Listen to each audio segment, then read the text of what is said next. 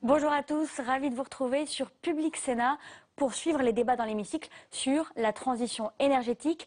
Les sénateurs s'attaquent aujourd'hui au cœur du texte, l'article 1er qui fixe les grands objectifs énergétiques de la France avec un point d'achoppement majeur, le nucléaire. D'un côté, vous avez le gouvernement qui veut ramener la part du nucléaire dans le mix énergétique de 75 à 50% d'ici 2025. C'est d'ailleurs une promesse de François Hollande. De l'autre, les sénateurs de la majorité qui jugent cet objectif irréaliste. Ils sont d'accord pour baisser la part du nucléaire, mais sans objectif chiffré. Vous allez le voir, ça va être l'un des grands bras de fer de ce texte. Tout de suite, direction la séance pour le débat. Oui, Madame la Présidente, Madame le Ministre, mes chers collègues, à cet instant, l'amendement de notre collègue Gremillet est soumis au débat. Je voudrais le défendre tout en comprenant le travail diplomatique judicieux, pertinent, habile et maîtrisé de notre rapporteur. Alors ça, c'est vrai. Rapporteur, ses forces, c'est un rapporteur apaisé, je l'ai dit, il s'efforce de concilier les points de vue. Mais je trouve que l'amendement de Daniel Gremillet a l'immense mérite de poser une question de principe. Madame le ministre, pourquoi croyez-vous que les consommateurs consomment-ils de l'énergie? Eh bien, je vais peut-être surprendre M. Dantec, mais ce n'est pas par perversité, ce n'est pas par souci de dégrader l'environnement.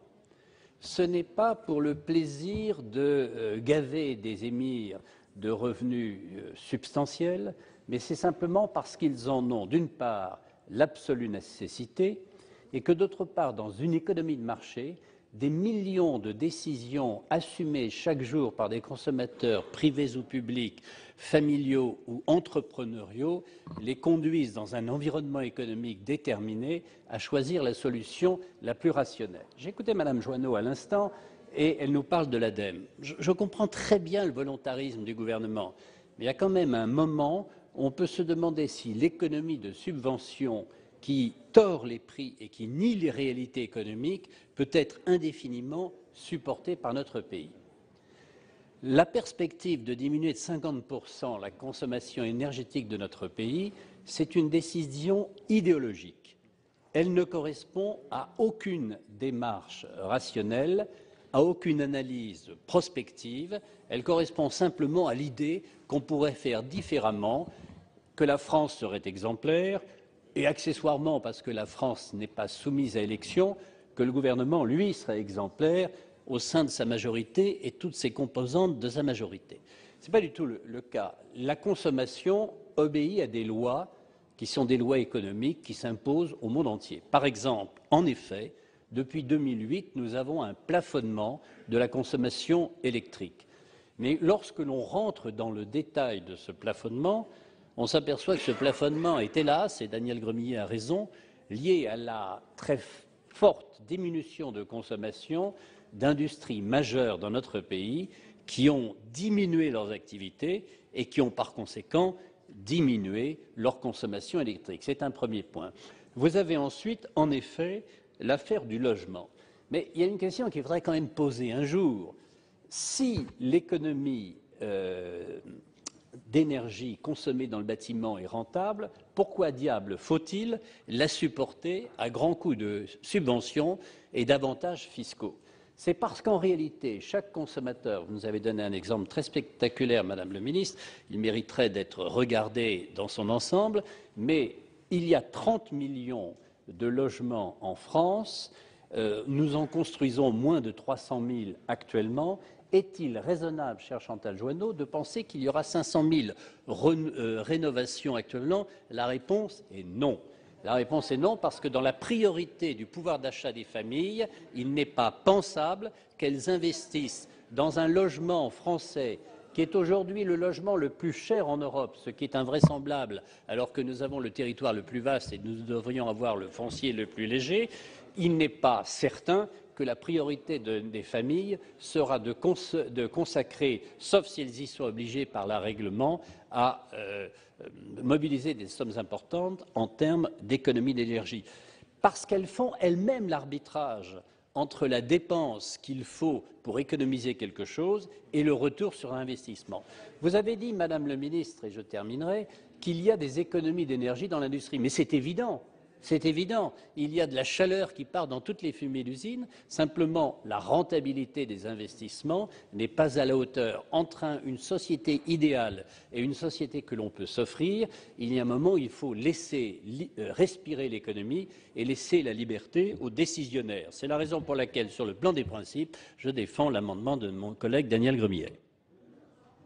Je vous remercie. Alors, Monsieur Delattre, vous voulez parler? Oui, c'est ça, hein, vous voulez prendre la parole, je vous en prie. Je vous remercie, Madame la Présidente. Mes chers collègues, oser écrire dans un même article que l'on va réduire de 30% la consommation des énergies fossiles en 2030 par rapport à 2012 et réduire en même temps la part du nucléaire dans la production d'électricité à 50% à l'horizon 2025, alors qu'on est aujourd'hui à 75%, relève plus, mes chers collègues, de la philosophie que des réalités économiques de notre pays. Aujourd'hui, l'alternative sérieuse en termes de masse aux énergies fossiles, c'est le nucléaire. Il faut bien sûr encourager toutes les formes d'énergie renouvelables, mais fixer des objectifs dans la loi qui ne sont en réalité que les termes d'un accord politique ne peut que conduire à une terrible impasse pour notre compétitivité, pour nos emplois, pour l'avenir de toute une génération. On n'arrivera pas à supprimer non plus, parce qu'en fait la réalité, quand on fait le calcul, il nous faudrait supprimer 2 centrales nucléaires par an.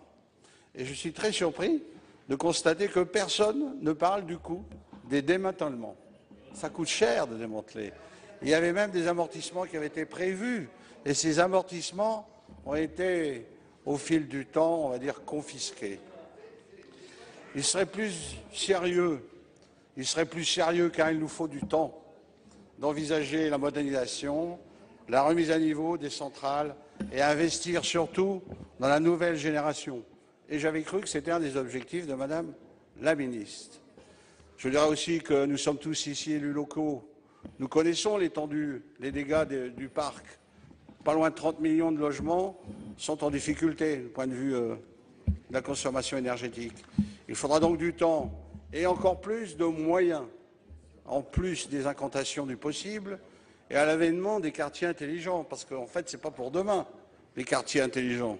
Enfin, le nucléaire est une des activités potentiellement exportatrices pour notre pays.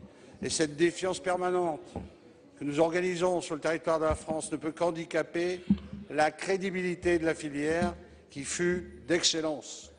J'ai eu l'occasion, à sa genèse, de visiter Daya Bay en Chine. C'était la première centrale nucléaire française qui fut un vrai succès.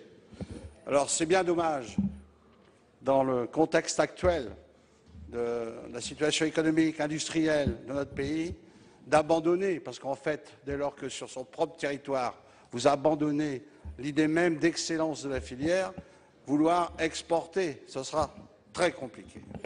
En plus, contrairement à ce qu'on entend, le mix en Europe, il inclut du nucléaire. Il y a des pays qui sont dépourvus aujourd'hui de nucléaire et qui envisagent de construire, notamment le long du Danube, en Tchéquie, en Hongrie. Et naturellement, l'actualité, oui, le mix, ils incluent l'énergie nucléaire parce qu'ils sont à côté, eux, des mines de charbon et de lignite exploitées par l'Allemagne. Et ils en subissent quotidiennement les inconvénients. C'est une réalité. Le déni de réalité ne devrait nous inspirer aujourd'hui quand on voit ces situations. Alors pour toutes ces raisons, je pense que l'article 1, puisqu'on est dans les explications de vote, à titre personnel, naturellement, je voterai contre les dispositions de cet article qui ne correspond pas à une réalité industrielle d'un pays, mais qui correspond à un accord politique qui a été conclu il y a quelques années, et tout le monde se souvient, 2, 3, 4 centrales, on ne savait plus. Ce n'était pas sérieux hier, et ce n'est pas encore sérieux aujourd'hui. Bien. Alors, Monsieur Delattre, vous avez fait l'explication sur l'article. Nous en sommes pour l'instant aux amendements. Mais c'est fait. Comme ça, c'est fait. Je vais donner la parole à Monsieur Bourquin. Madame a été c'est après. Ah non, non, non, après. Chers collègues, j'ai entendu tout à l'heure mon collègue Gremillet disant la production industrielle a baissé et vouloir faire baisser la consommation d'énergie peut participer à la désindustrialisation. J'ai envie de lui dire que la désindustrialisation du pays a commencé il y a 30 ans, avec l'énergie la moins chère d'Europe. Si effectivement le coût de l'énergie, il faut défendre un coût de l'énergie bas, était l'unique cause de la désindustrialisation, on aurait remédié très vite à cette désindustrialisation. La désindustrialisation est venue d'une idéologie, l'idéologie post-industrielle, où on nous disait qu'il ne fallait plus d'usines et il nous fallait des services à la place. Et c'est ça la cause. Et donc, je pense qu'il faut prendre conscience ici, il nous faut prendre conscience ici, qu'une entreprise compétitive, ce n'est pas une entreprise énergivore. On a visité avec le Premier ministre il y a quelques jours les rénovations d'ateliers. Il y a deux choses pour avoir de la compétitivité. Bien sûr la robotique, mais deuxième chose, les économies d'énergie, qui sont omniprésentes, y compris dans la réflexion des industriels. Et troisième chose, le changement climatique. Ne le voyez pas uniquement comme un boulet à traîner. Voyez-le au contraire comme une chance pour la France, une chance pour notre industrie, pour créer de nouveaux emplois. Il y en a, par exemple, dans les énergies renouvelables, il y en a aussi dans des techniques de fabrication qui nous permettent aujourd'hui d'avoir des produits presque 100% recyclables et avec des économies d'énergie importantes. Nous sommes au XXIe siècle. Essayons de mettre en place l'économie du XXIe siècle, avec y compris les énergies du XXIe siècle. Le nucléaire fait partie du mixte, il faut le défendre à hauteur, on disait, de 50%, on se donne un objectif, mais il doit y avoir aussi d'autres énergies. Et vous verrez par exemple que la question de l'hydrogène, si on règle le transport et le stockage, sera, mais vous le savez très bien, il faut que notre pays, à ce niveau-là, et l'Europe, soit à la pointe de la recherche pour que nous ayons les brevets sur ces nouvelles énergies. Donc, ne prenons pas cette question comme un boulet à traîner. On va accueillir la conférence mondiale du changement climatique. Vous savez qu'aujourd'hui, cette conférence mondiale sur le changement climatique doit nous inciter à prendre justement, pour des raisons économiques et industrielles, la tête et le peloton de tête de la lutte contre le changement climatique. Et avec une volonté, mais qui doit être omniprésente, c'est celle d'avoir les industries de demain.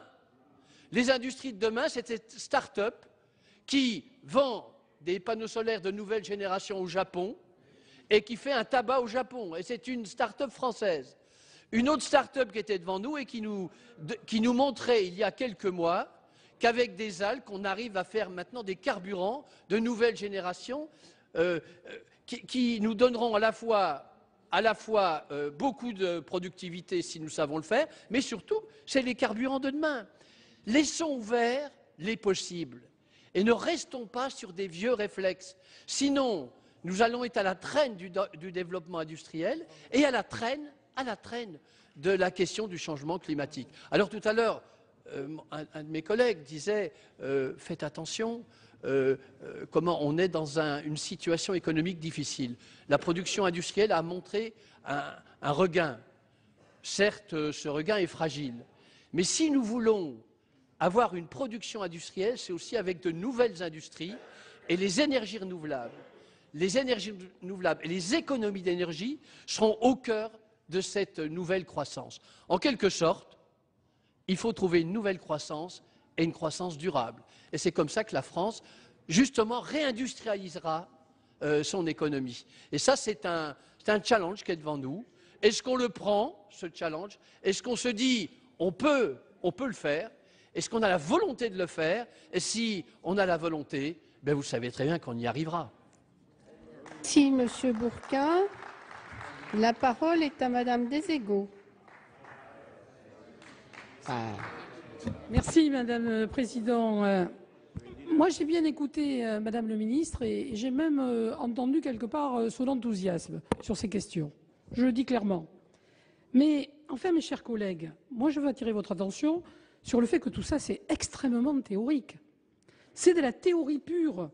C'est quoi, au fond, poursuivre un objectif de réduction de la consommation énergétique finale? C'est quoi? D'abord, quelle est la sanction si on ne le fait pas? Bien sûr, on sera tous là en 2050 pour le voir, évidemment. Bon. Mais c'est quoi la sanction? C'est quoi ces dispositions? C'est quoi ces dispositions législatives qui consistent à mettre des trucs en place et où il n'y a aucune sanction? Vous ne vous posez pas des questions là-dessus? Moi, je vais vous dire, je crois que c'est des bonnes intentions. C'est des bons sentiments selon l'idéologie qui est la nôtre. Et ça correspond à ce que j'ai dit cette nuit au moment de l'article 1 et des prises de parole. C'est des bons sentiments, c'est tout. C'est des bonnes intentions selon l'idéologie qui est la nôtre. C'est pas autre chose. Et je vais même être un peu plus sévère, c'est de la communication. Voilà, Madame le Ministre, vous êtes dans de la com, vous êtes même le champion de la communication. Vous êtes très forte là-dessus. Mais objectivement, comme l'a dit Gérard Longuet, la consommation énergétique, c'est pas une résultante, c'est d'abord une résultante économique, justement. C'est pas un objectif que vous pouvez caler comme ça, que vous annoncez, puis tout va suivre. Pas du tout. D'abord, vous ne demandez jamais à quel prix c'est. Moi, je suis membre de la Commission des finances. La question que je me pose constamment dans cet article 1, quel est le coût? J'aimerais vous entendre vous poser cette question. En tout cas, c'est de la communication. Et je vous redis, et pourquoi c'est la communication? Parce que c'est une résultante. Ça dépendra de là où on en sera, comme l'a dit Gérard Longuet, de notre économie. Mais ce n'est pas d'abord, on décide que la consommation est à tel niveau. Mais ça ne tient pas debout. Vous n'avez jamais fait d'économie, ce n'est pas possible.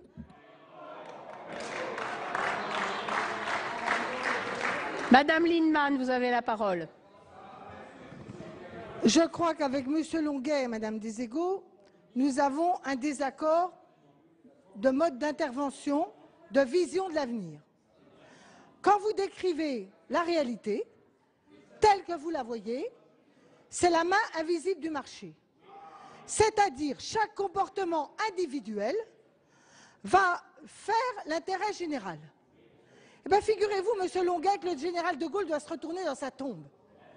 Parce que toutes les grandes politiques publiques, vous avez raison, si on laisse faire le marché, si on ne prend aucune mesure publique, si on n'a aucun engagement collectif, nous ne réduirons pas la consommation énergétique et nous ne réduirons pas les gaz à effet de serre.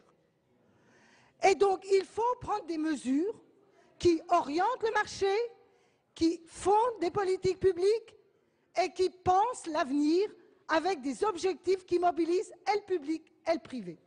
C'est ça qui est proposé. Et le gouvernement a raison de proposer les 20%. Parce que si dès à présent, nous ne commençons pas à faire des mutations technologiques indispensables, si nous ne faisons pas dans les arbitrages d'investissement, notamment dans la construction, des efforts en direction des technologies porteuses d'économie d'énergie, à long terme, on perdra de la compétitivité et on n'arrivera pas à atteindre des objectifs. Et je vais vous dire, Monsieur Longuet, du point de vue économique, que nous avons intérêt à le faire. Quand j'étais ministre du Logement, j'ai proposé qu'on fasse des normes sur la qualité du verre à faible émissivité.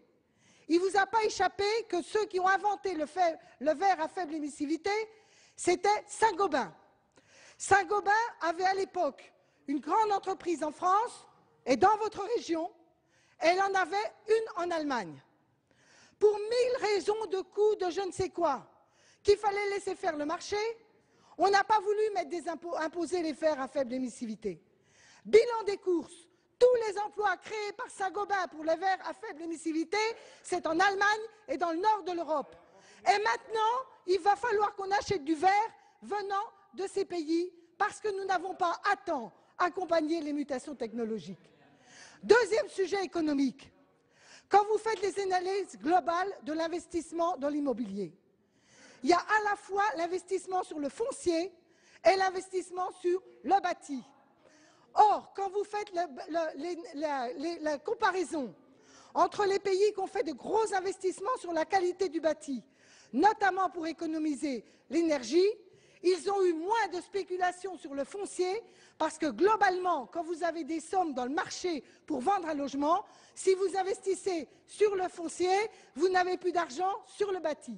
Et que nous, on essaie d'orienter à ce que l'investissement ne soit pas dans la rente foncière, mais bien sur le bâti parce qu'il est productif, productif d'emploi, productif d'économie, productif de filières industrielles. Alors oui, cet objectif de 20% est réel. Et Madame Deségaux, 20%, d'où ça vient, combien ça coûte? C'est la même chose que le plan climat-énergie au niveau européen. Ce sont des objectifs qu'on se fixe en commun, qui sont capables de mobiliser la société et qui sont en elles-mêmes, parce qu'ils sont des objectifs partagés, porteurs d'arbitrage et non pas des chiffres qui ne font que coûter, mais ils portent aussi, et notamment en TVA, de grosses recettes à venir pour l'État. Monsieur Grémillet, vous avez la parole.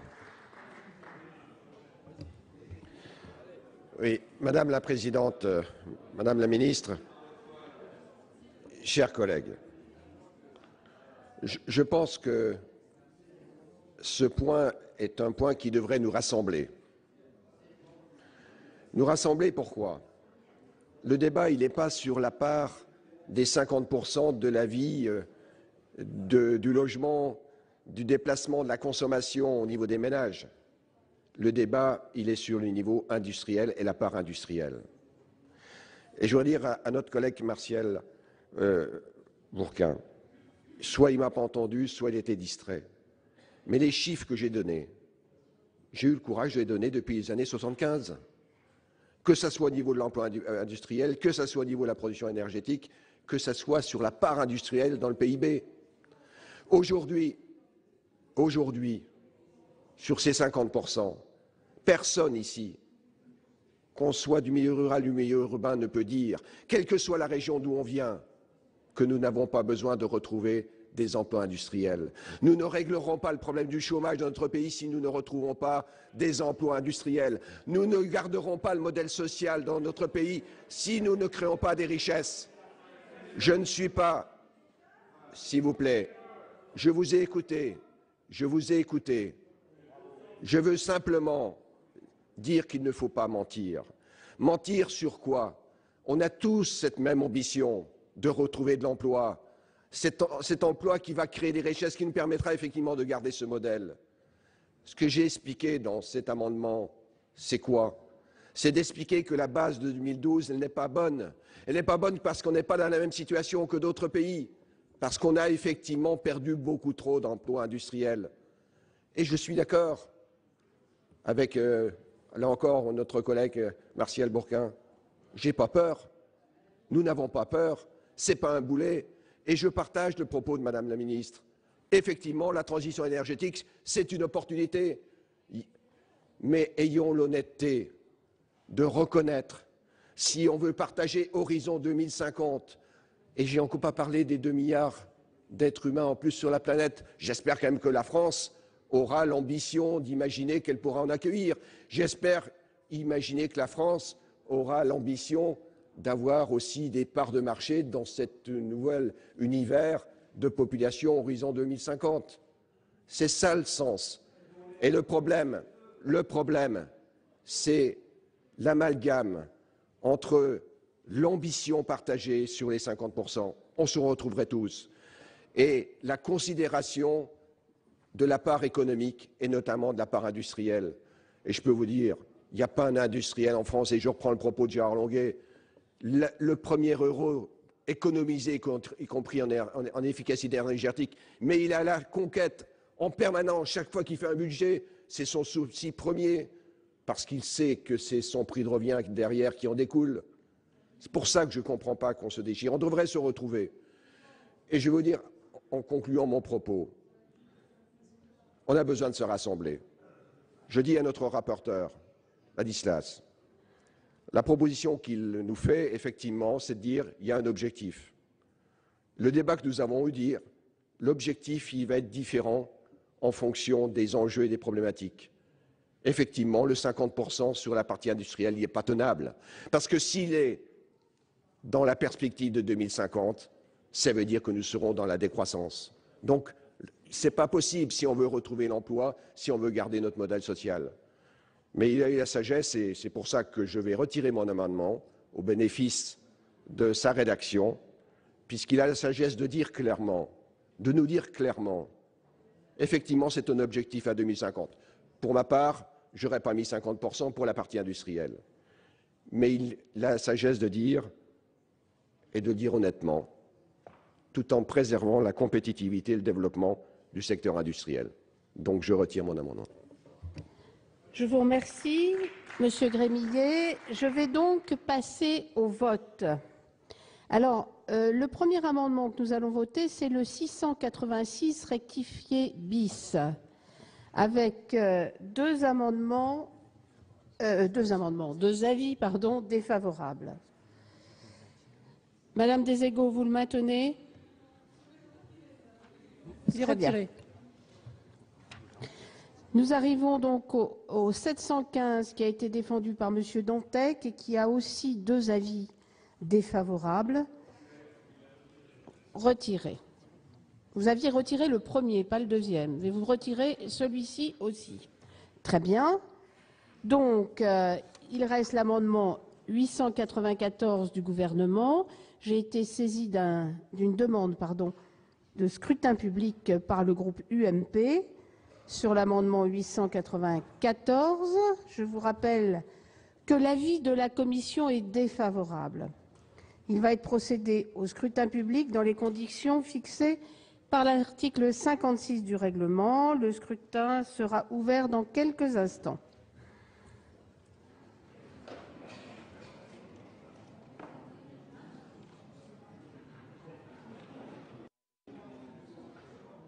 Voici le résultat du scrutin numéro 95 sur l'amendement numéro 894. Nombre de votants 309. Nombre de suffrages exprimés 280. Pour l'adoption 131. Contre 149. Le Sénat n'a pas adopté.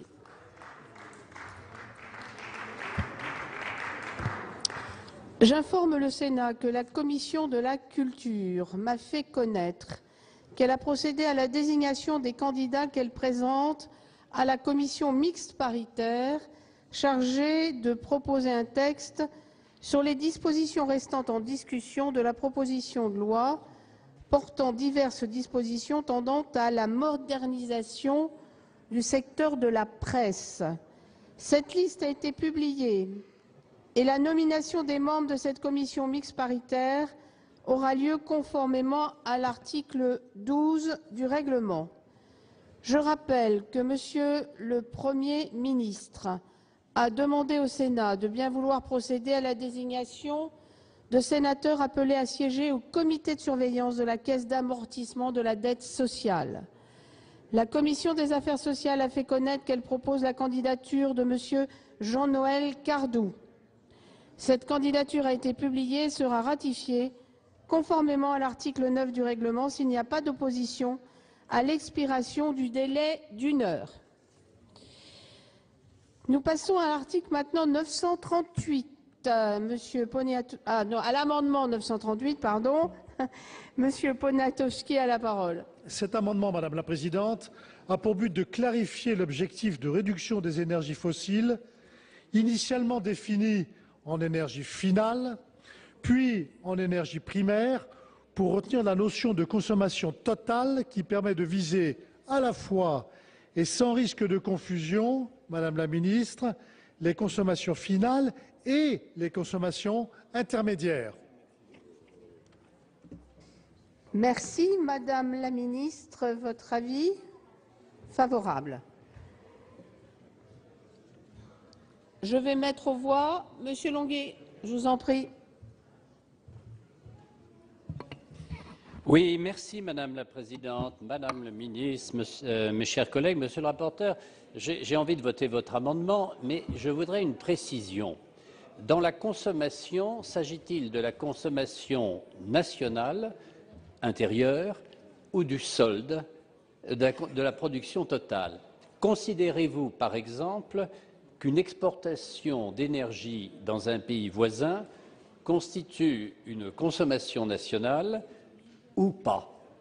Ma question n'est pas complètement désintéressée, complètement neutre. Il faut savoir que sur la production électrique française, qui est de l'ordre de 500 TWh annuels, nous avons une cinquantaine de TWh qui constituent un solde positif d'exportation d'électricité. Alors, je voudrais savoir si, dans l'esprit du gouvernement et l'esprit du rapporteur, quand on limite la production d'énergie, est-ce qu'on déclare également qu'on décide de limiter le solde positif d'exportation d'énergie? Monsieur le rapporteur. Il s'agit bien sûr, cher Gérard Longuet, de la consommation nationale, point barre. Donc on peut vendre. Très bien. Pas d'autres prises de parole? Je mets aux voix l'amendement 938 de la Commission, présenté par Monsieur Poniatowski, avec un avis favorable du gouvernement. Qui est pour? Qui est contre? Qui s'abstient? L'amendement est adopté. L'amendement 585 rectifié, Madame Lamure. Oui, Madame la Présidente, il s'agit là d'avoir des objectifs plus réalistes, c'est-à-dire de porter la part des énergies renouvelables à 20% au lieu de 23 en 2020 et à 27 au lieu de 32 en 2030. C'est également une manière de suivre les recommandations de l'Union européenne. Monsieur le rapporteur. Alors, Madame la Présidente, oui, chère Elisabeth, j'étais un peu gêné par cet amendement parce qu'il ne vise que, on est bien d'accord, le thermique et l'hydro, en prenant des chiffres qui correspondent à des chiffres qui pourraient inclure non seulement le thermique et l'hydro, mais d'autres énergies renouvelables. C'est pour ça que comme je l'avais dit en commission, j'ai recherché d'où pouvait provenir notamment ce 27% en 2030. Madame la ministre, j'ai dit au moment où c'était en commission, peut-être arriverez-vous à m'éclairer, mais j'ai peur qu'il y ait eu confusion entre thermique, hydraulique, avec cet objectif intermédiaire. Madame la ministre. Même avis que le rapporteur sur cet amendement, avis défavorable. Très bien. Quelqu'un souhaite prendre la parole? Madame Lamure. C'est-à-dire qu'en réalité, je n'ai pas obtenu les explications ni du rapporteur ni de Madame la Ministre. Moi, mon objectif, c'était d'être un peu plus réaliste, justement, et de suivre les recommandations de l'Union européenne en la matière. Ça veut dire que vous maintenez votre amendement, c'est ça? Madame Lina. Ah pardon, monsieur le rapporteur. Alors, c'est justement dans les chiffres de l'Union européenne que je n'ai pas retrouvé ces chiffres. C'est pour ça que j'étais embarrassé. Et c'est la raison pour laquelle, en définitive, en commission, on a préféré conserver les objectifs du texte initial qui concernent toutes les énergies renouvelables en les déclinant par grands secteurs et en leur adjoignant un objectif de 10% de gaz renouvelable en 2030. On s'est simplifié la tâche. Bien, donc j'y souscris et je retire mon amendement. Merci. Bon. Très bien. Cet amendement faisant l'objet d'une discussion commune, le 309 rectifié tout d'abord avec Monsieur Requier. Merci Madame la Présidente. Madame la Ministre, chers collègues, le projet de loi de transition énergétique fixe comme objectif de la politique énergétique française, outre le nécessaire développement des énergies renouvelables auxquelles nous sommes favorables, la réduction de la part de l'énergie nucléaire dans le mix énergétique français de 50%. Cet objectif pourrait se traduire par la fermeture de plusieurs centrales nucléaires, ce qui apparaît totalement irréaliste. La filière nucléaire, qui représente un des fleurons de l'industrie française et un gisement non négligeable d'emplois, garantit l'indépendance énergétique de la France et contribue ainsi à assurer la sécurité de l'approvisionnement en énergie de la France, objectif visé à l'alinéa 5 de l'article 1er. Par ailleurs, quoi qu'on en dise, Le coût du nucléaire demeure compétitif par rapport à celui des énergies renouvelables grâce à un parc légèrement amorti. Or, le prix de l'énergie est un élément d'autant plus central que la facture énergétique de la France s'élève à environ 70 milliards d'euros par an. Le nucléaire permet ainsi de produire de l'électricité à des prix relativement bas, ce qui constitue un atout majeur à la fois pour lutter contre la précarité énergétique et ainsi que pour préserver la compétitivité de nos entreprises. Enfin, l'énergie nucléaire présente comme avantage non négligeable d'être une énergie décarbonée, permettant à la France de respecter ses engagements en matière de pollution atmosphérique. Aussi, plutôt que d'envisager de réduire le nucléaire, il conviendrait d'encourager l'innovation dans cette filière afin de développer des systèmes de nouvelle génération qui permettent une meilleure utilisation de la ressource en uranium et qui respectent des objectifs de sûreté nucléaire et de développement durable, grâce à une meilleure gestion des déchets à durée de vie longue, dont nous proposons, nous, de supprimer donc cet alinéa 28. Merci. Alors, le 586 rectifié, Madame Lamure. Oui, Madame la Présidente. Alors cet amendement propose bien de réduire la part du nucléaire dans la production d'électricité à 50%, mais cela à l'horizon de la fin du siècle. Et c'est pour suivre la recommandation de l'Office parlementaire de l'évaluation des choix scientifiques et technologiques, qui a jugé qu'il fallait rééquilibrer la production d'électricité en tendant vers 50% d'ici la fin du siècle, en introduisant des énergies renouvelables électriques couplés à des moyens de stockage directs au fur et à mesure de leur maturité technologique et économique. 717, Monsieur Dantec.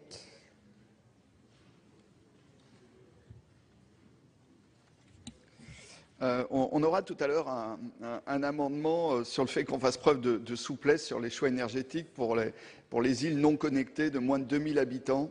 Ça concerne notamment l'île de Saint.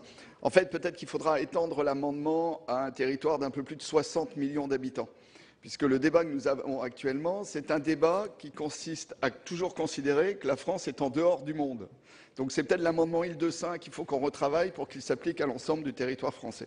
Je crois qu'à un moment, il va falloir quand même qu'on arrête d'être dans quelque chose qui est un peu hors sol, qui est que le monde aujourd'hui développe à marche forcée les énergies renouvelables.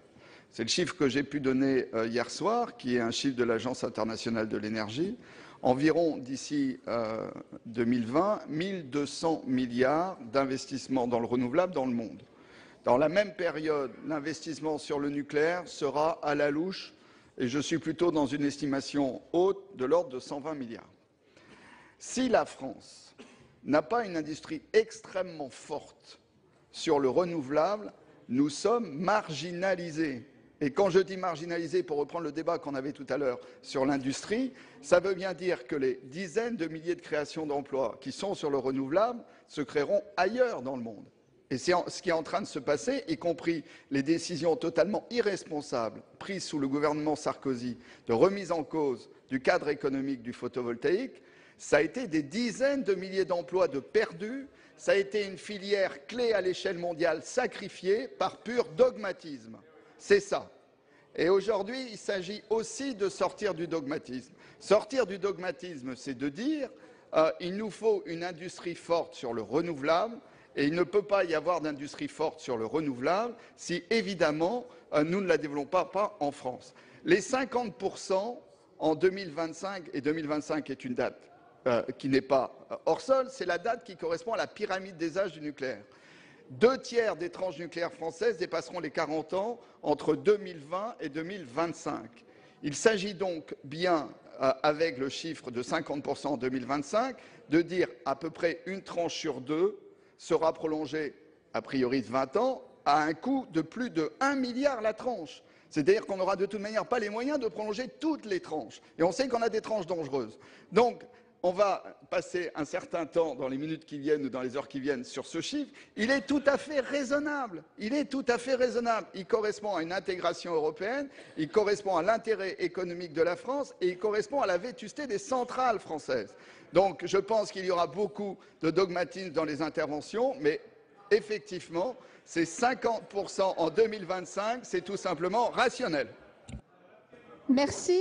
Chantal Joanneau a la parole. Merci Madame la Présidente. Alors nous ne déposons pas un amendement qui revient sur la question de la date, ne serait-ce que parce qu'au sein de notre propre groupe, il y a peut-être beaucoup de discussions sur le sujet de la date à laquelle il serait souhaitable de réduire la part du nucléaire à 50%. Dans une proposition de résolution que nous avions déposée en juin, nous avions pris la date de 2040. Par contre, ce que l'on vous propose, mais il y a un deuxième amendement que j'y reviendrai juste après, ce que l'on vous propose, c'est de dire que cette baisse de la part du nucléaire doit être bien évidemment proportionnelle à l'augmentation de la part des énergies renouvelables, dans une logique qui est d'assurer la complémentarité entre les deux formes d'énergie. Et pour répondre à plusieurs interventions qui ont cité le modèle allemand comme un contre-modèle où le développement des énergies renouvelables se ferait au profit en même temps des énergies fossiles, pour justement dire que chez nous, on veut deux types d'énergie décarbonée, une baisse du nucléaire mais une augmentation du renouvelable. Merci beaucoup. Le gouvernement a un amendement 893, Madame la Ministre. En effet, sur un point tout à fait sensible de notre débat. Donc, par cet amendement, je souhaite bien évidemment rétablir l'horizon 2025 pour cette réduction de la part du nucléaire dans la production d'électricité de 75% à 50%. Mais bien évidemment, dans le souci, comme vous le disiez tout à l'heure, Monsieur le sénateur, de construire des convergences et d'essayer d'arrêter ensemble un modèle énergétique qui puisse donner un signe clair, en particulier à nos entreprises, puisque c'est vrai que plus la représentation nationale sera forte pour donner des signaux clairs à nos entreprises, plus elles pourront investir, avoir confiance dans l'avenir, calculer les retours sur investissement, calculer les durées d'amortissement de leurs investissements et construire ce nouveau modèle énergétique tout en gagnant des parts de marché à l'international. Donc dans ce souci, dans cette préoccupation-là, le gouvernement fait sien l'ensemble des critères qui ont été travaillés et adoptés par votre commission, en particulier la façon dont cette réduction de la part du nucléaire va être accompagnée et surtout va être conditionnée. Donc il y a 4 éléments qui ont été adoptés par votre commission que je soutiens, c'est pour ça que je ne propose pas de les modifier. D'abord, l'accompagnement de la montée en puissance des énergies renouvelables. Bien évidemment, c'est une question majeure, puisque cette montée en puissance des énergies renouvelables, c'est bien ce qui explique ce rééquilibrage du mix énergétique qui va nous rendre plus forts économiquement. Je vais essayer de vous expliquer comment. Deuxièmement, le critère de l'indépendance énergétique de la France. C'est un critère en effet majeur. Le gouvernement soutient cette précision. Troisièmement, le maintien d'un prix de l'électricité compétitif. Bien évidemment, il n'est pas question d'en rabattre sur une énergie qui serait compétitive pour la remplacer par une énergie beaucoup plus chère. Et quatrièmement, donc il faut, mais oui, mais c'est parce qu'il y aura au cours des années aussi une montée en puissance de la performance énergétique du renouvelable et de la baisse du coût, bien évidemment, de la fabrication du renouvelable. Et quatrièmement, bien évidemment, sans conduire à une hausse des émissions de gaz à effet de serre, comme on le voit chez les pays voisins, où l'Allemagne, par exemple, qui a renoncé au nucléaire, est obligée de rouvrir des mines de charbon et des mines de lignite. Ce n'est pas, bien évidemment, notre modèle énergétique.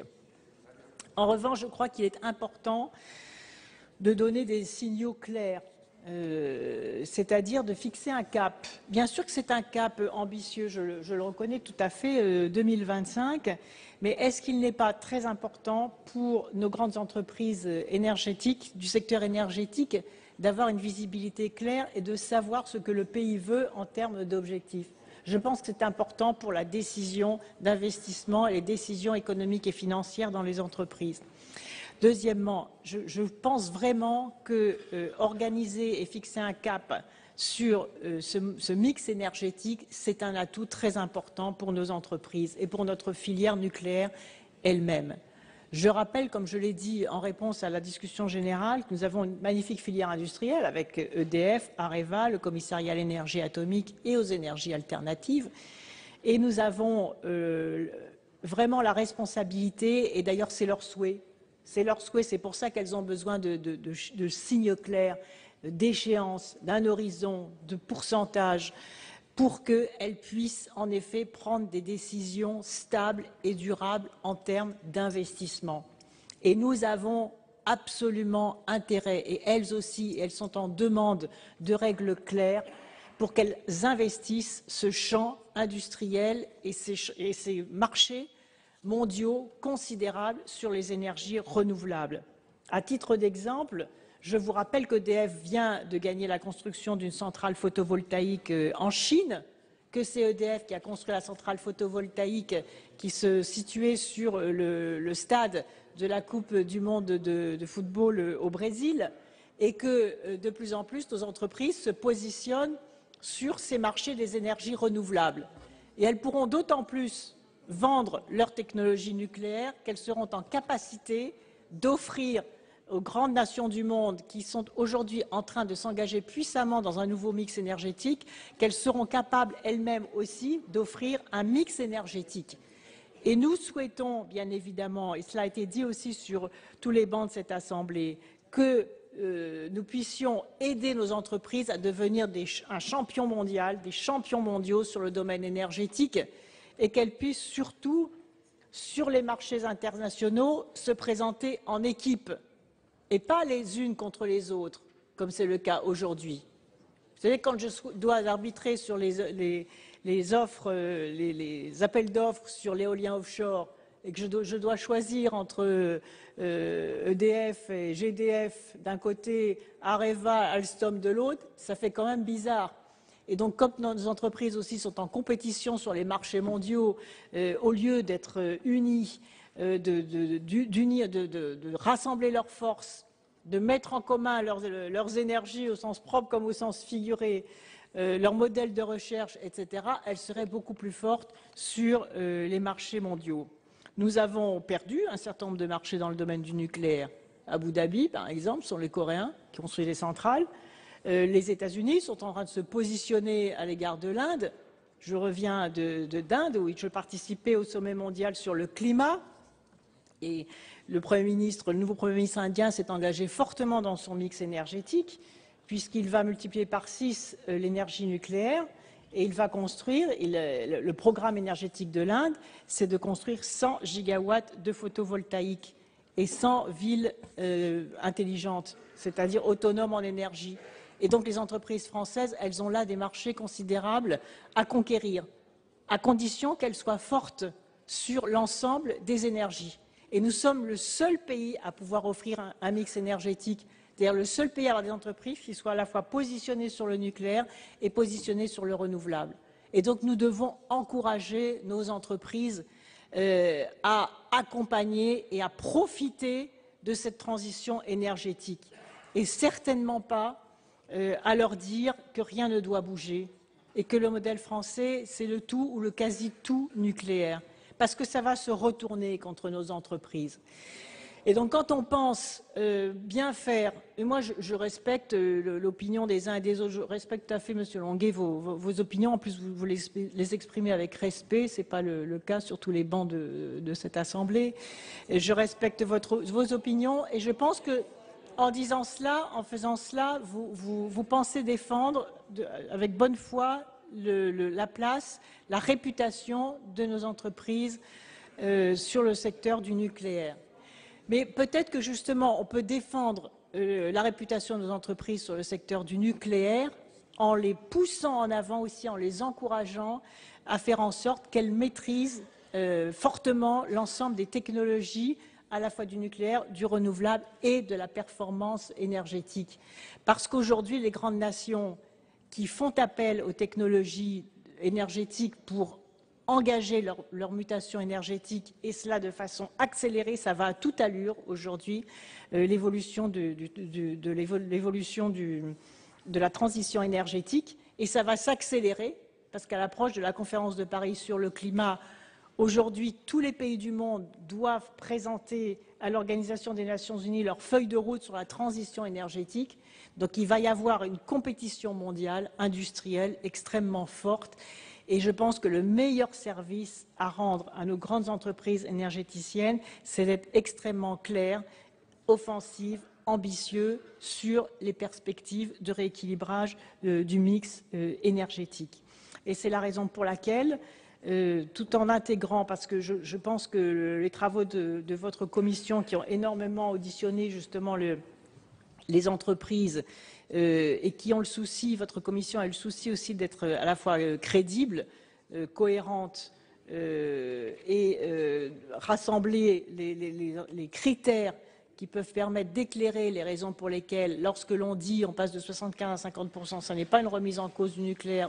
Au contraire, c'est une façon de conforter notre filière nucléaire parce que c'est une façon aussi de lui donner les moyens d'investir dans les nouvelles technologies du renouvelable en rendant ces investissements rentables, en rendant ces investissements amortissables sur un délai raisonnable, en fixant un objectif clair, parce que si une entreprise n'a pas d'objectif clair, si elle se dit la représentation nationale ne sait pas si c'est la fin du siècle, la moitié du siècle, 2025, 2050, c'est très compliqué pour une entreprise après d'arrêter des stratégies d'investissement, des stratégies d'amortissement, des stratégies industrielles, des stratégies de conquête de marché.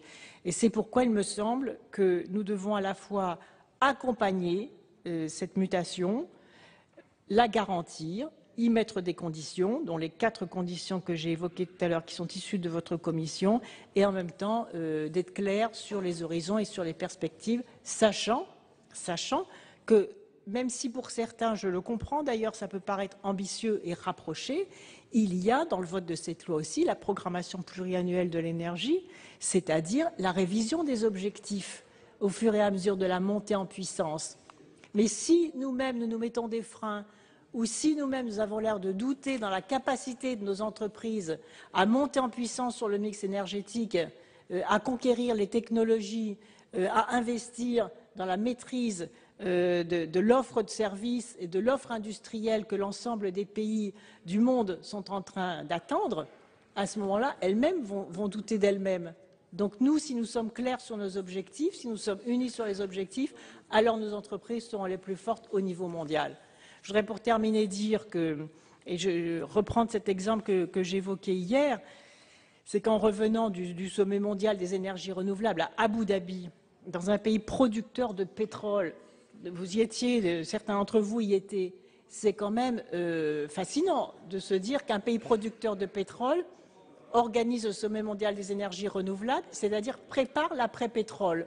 Et nous resterions figés sur le modèle énergétique d'hier. Non, ce sont ceux qui vont anticiper raisonnablement, de façon maîtrisée, mais de façon volontariste et de façon confiante dans nos grands industriels qui sont aujourd'hui bien positionnés, mais qui se font aujourd'hui dépasser, on le voit dans les attributions des grands marchés mondiaux, que nous pourrons leur redonner confiance en eux et que nous pourrons accompagner cette transition énergétique en créant le plus possible d'emplois et de plus-value industrielle dans notre pays. Merci Madame la Ministre. Madame Joanneau, le 622 rectifié. Oui, merci Madame la Présidente. Dans la nouvelle rédaction de l'alinéa 28, il a été introduit une disposition indiquant que la réduction de la part du nucléaire, la fermeture des centrales, intervenait en fait sous 2 initiatives. La première, c'est l'application du L593-23 du Code de l'environnement. Et la deuxième, c'est la demande de l'exploitant. Le L593-23, c'est du bon sens, c'est-à-dire que c'est la fermeture d'une centrale à la demande de l'ASN en cas de risque grave. Bon. C'est un cas, je l'espère, normalement très exceptionnel. Le deuxième facteur de fermeture serait donc la demande de l'exploitant. Il me semble extrêmement malvenu que dans une loi où, logiquement, on est en train d'expliquer que c'est le politique, que ce sont les pouvoirs publics qui déterminent et qui décident de l'avenir du mix énergétique, on renvoie à la simple demande d'un exploitant l'opportunité de faire évoluer ou non ce mix énergétique. Donc nous avons déposé un amendement où nous supprimons justement ces 2 nouvelles dispositions. Merci beaucoup. Le 194 rectifié bis. Gérard Longuet. Oui, Madame la Présidente, Madame la Ministre, mes chers collègues, mon excellent collègue Requier a défendu avec verve, talent, chaleur l'idée que je souhaitais défendre, qui est que le nucléaire n'a simplement aucune raison d'être victime d'un choix idéologique que ces performances ne justifient en rien. Les performances du nucléaire, vous les connaissez. Et je voudrais rentrer un peu plus en profondeur dans le choix que vous faites. S'agit-il de plafonner à 50% la production d'énergie ou les capacités de production? Il faut savoir qu'aujourd'hui, le nucléaire ne représente que 49% des capacités de production électrique de notre pays. Le thermique représente en gros 25%, l'hydraulique et le renouvelable le solde. Ma conviction est que nous n'avons pas à mettre en cause cette capacité et que nous devons nous garder en particulier la possibilité d'une énergie nucléaire vivante pour notre marché national et pour le marché international. Là où je suis, Madame le Ministre, en désaccord total avec votre démonstration, c'est que si nous voulons une filière nucléaire offensive au plan mondial, et vous avez cité par exemple l'Inde, qui souhaite s'équiper d'une vingtaine de centrales nucléaires, nous ne pourrons le faire que si nous avons un marché national vivant. Si ce marché national vivant du nucléaire est soumis à un risque politique majeur, il n'y a simplement aucune chance que des industriels, fussent-ils publics, continuent d'investir pour le renouveau de ces produits. Ils ne pourront pas investir non plus sur la diversification de l'offre que nous avions évoquée avec notre collègue Guillaume et qui est certainement une des réponses. Le nucléaire est vu en France à travers des unités importantes. Il y aura certainement une demande pour laquelle nous sommes parfaitement compétents et capables sur des unités plus petites. Il n'y a qu'une seule règle, c'est le bon sens économique. Si vous laissez la liberté économique, chère collègue Linnemann, les investisseurs suivront. Si vous soumettez la décision économique au risque politique, les investisseurs iront ailleurs. Et donc, en imposant une barrière politique à la vie du nucléaire, vous découragez totalement ce secteur industriel. Pour les arguments liés à l'économie décarbonée, je reprends ce qu'a dit mon collègue Requier, je dirais simplement arrêtons de politiser la vie quotidienne alors que le bon sens économique existe et pourquoi aurions-nous raison contre tout le monde ?